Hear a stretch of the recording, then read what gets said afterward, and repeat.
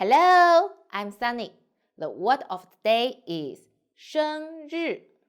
In this video, I will teach you how to pronounce it, how to write it, and how to use it.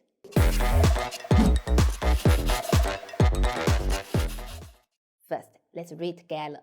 我们一起读生日生 and this one 日 So pay attention here. This one is quite hard to pronunciation. We say 日 lower your tongue, approach to your hot plate.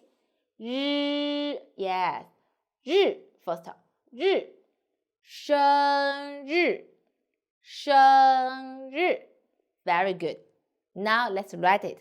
我们一起写 First, we write 生撇横横竖横 and 日竖横折横横生日 means birthday.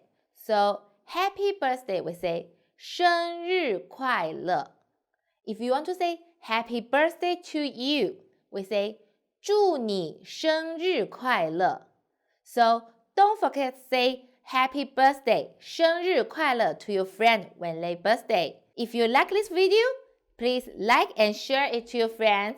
See you next time. Bye bye.